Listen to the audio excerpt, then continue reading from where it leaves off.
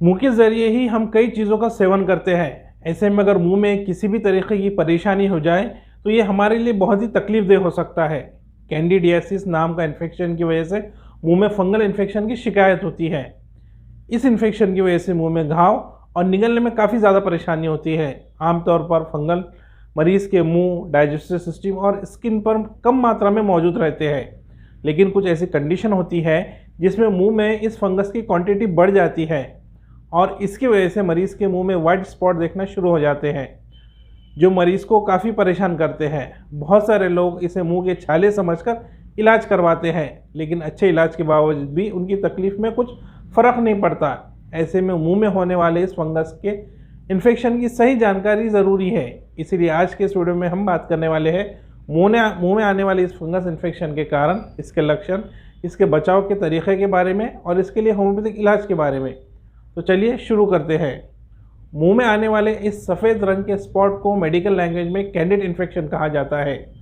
मुंह की अच्छे से साफ़ सफाई ना करने वाले मरीज़ में मुंह में कैंडिड फंगस बढ़ने का खतरा ज़्यादा होता है। वहीं छोटे बच्चे अगर नीचे रखी चीज़ों का इस्तेमाल कर लेते हैं तो उन्हें ओरल फंगस इन्फेक्शन हो सकता है। ऐसी कंडीशन में बच्चों को नीचे रखी चीज़ों से दूर रखें। वहीं अपने मुंह की सफाई अच्छे से करें। साथ ही कुछ गंभीर परिस्थितियों के कारण भी मुंह में फंगल इन्फेक्शन बढ़ सकता है। आइए सबसे पहले बात करते हैं मुंह में फंगल इन्फेक्शन के लक्षण के बारे में। मुंह में फंगस इन्फेक्शन की समस्या होने पर आपको कई तरीके के लक्षण दिखाई देते हैं, जैसे कि मुंह के अंदर लाली और दर्द का होना, गालों के अंदर, ज़बान और गले के आसपास सफ़ेद दाग जैसा दिखाई देना, मुंह के अंदर मखमली घाव का दिखाई देना, मरीज़ को मुंह के अंदर रुई जैसा कुछ नरम महसूस होना, ब्रश करते समय मुंह से खून का निकलना, खाने का टेस्ट ना आना, निगलने समय दर्द होना, मुंह के कोने में हल्की दरारें आना। आइए अब बात करते हैं मुंह में फंगल इन्फेक्शन के कारण के बारे में। कैंडिड नाम के फंगस की वजह से मुंह में फंगल इन्फेक्शन होने का खतरा रहता है। कैंडिड फंगस हमारी स्किन और मुंह पर काफ़ी कम क्वांटिटी में मौजूद होता है, लेकिन कुछ कारणों से इसकी संख्या बढ़ती है तो मुंह में फंगल इन्फेक्शन की समस्या होने लगती है। चलिए जानते हैं इन कारणों से कैंडिड फंगस बढ़ता है। इसका सबसे पहला कारण है इम्यूनिटी का कमज़ोर होना। कमज़ोर इम्यूनिटी वालों को कैंडिड फंगस के अटैक ज़्यादा खतरा होता है। अगर आपकी इम्यूनिटी कमज़ोर है तो मुंह में फंगस इन्फेक्शन बढ़ने की संभावना बढ़ जाती है। इसका दूसरा कारण है कैंसर का ट्रीटमेंट, कीमोथेरेपी। अगर आप कैंसर के ट्रीटमेंट के लिए कीमोथेरेपी ले रहे हैं या फिर कैंसर से जुड़ी कोई दवाई ले रहे हैं तो आपकी इम्यूनिटी कमज़ोर हो सकती है। इस कंडीशन में मुंह में फंगल इन्फेक्शन का खतरा अधिक होता है।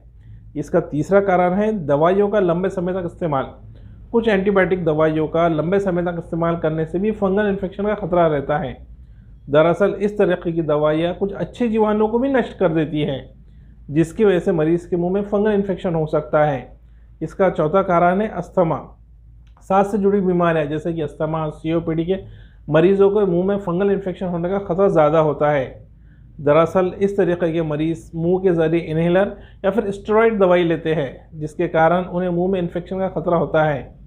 इसका पांचवा कारण है हमारी उम्र। बुज़ुर्गों और बच्चों में मुंह में फंगल इन्फेक्शन का खतरा ज़्यादा रहता है, क्योंकि इन लोगों की इम्यूनिटी कमज़ोर होती है। और इसका छठा कारण है टिक डेंचर यानी नकली दांतों का इस्तेमाल करना। नकली दांतों का इस्तेमाल करने वालों को भी ओरल थ्रश होने का खतरा हो सकता है। आइए अब बात करते हैं मुंह में फंगल इन्फेक्शन से बचने के उपाय के बारे में। मुंह में फंगल इन्फेक्शन की समस्या से बचने के लिए आपको कुछ आसान टिप्स को फॉलो करना है। जैसे अगर आपको सांस से जुड़ी बीमारी है और आप कॉर्टिकोस्टेरॉइड इन्हेलर का इस्तेमाल कर रहे हैं तो अपने इन्हेलर को साफ जगह पर रखें और इन्हेलर लेने के बाद कुल्ली करना ना भूलें। अगर आपको बार बार फंगल इन्फेक्शन की परेशानी हो रही है तो समय पर डॉक्टर से अपने टेस्ट करवा लें। साथ ही नियमित रूप से फंगल से बचने के लिए दवाइयों का इस्तेमाल करें। अपने दांतों को दिन में कम से कम 3 बार ज़रूर साफ़ करें। खाने के बाद और खाने से पहले माउथ वॉश करें। डेंचर का इस्तेमाल करते हैं तो डेंचर को सुरक्षित स्थान पर रखें और उसकी सफाई का भी ध्यान रखें। अगर आप डायबिटीज़ के मरीज़ हैं तो फंगल इन्फेक्शन से बचने के लिए अपने ब्लड शुगर को कंट्रोल में रखें। मुंह में ओरल थ्रश से बचने के लिए अपनी ओरल हाइजीन का ख्याल रखें। रात को सोने से पहले गर्म पानी से कुल्ला ज़रूर करें। दांतों में किसी भी तरीके की परेशानी होने पर ज़्यादा खट्टी या मीठी चीज़ों का इस्तेमाल ना करें। वहीं ये ज़रूरी है कि ज़्यादा शुगर वाली चीज़ों का इस्तेमाल ना करें। आइए अब बात करते हैं मुंह में फंगल इन्फेक्शन के इलाज के बारे में।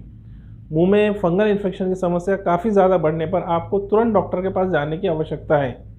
मुंह में फंगल इन्फेक्शन की समस्या होने पर डॉक्टर आपको एंटी फंगल दवाई लेने का सलाह देते हैं। अगर फंगल इन्फेक्शन की ज़्यादा गंभीर नहीं है तो कुछ ही सप्ताह में आपकी परेशानी ठीक हो सकती है। एंटी फंगल दवाइयों के अलावा डॉक्टर आपको कुछ एंटी फंगल माउथ वॉश या फिर पेस्ट का भी इस्तेमाल करने की सलाह दे सकते हैं। इससे फंगल इन्फेक्शन से छुटकारा पाने की कोशिश की जा सकती है। वहीं अगर समस्या ज़्यादा गंभीर हो जाए तो डॉक्टर आपको क्लोट्रिमाजोल का सुझाव दे सकते हैं, लेकिन ध्यान रखें कि इसका इस्तेमाल 3 वर्ष से कम उम्र के बच्चों में नहीं कर सकते। आइए अब जानते हैं फंगल इन्फेक्शन की होम्योपैथिक दवाइयों के बारे में। फंगल इन्फेक्शन के लिए मेडिकेशन में होम्योपैथिक इलाज भी काफ़ी इफेक्टिव माना जाता है। होम्योपैथिक दवाई फंगल इन्फेक्शन के इलाज के लिए काफ़ी प्रभावी है।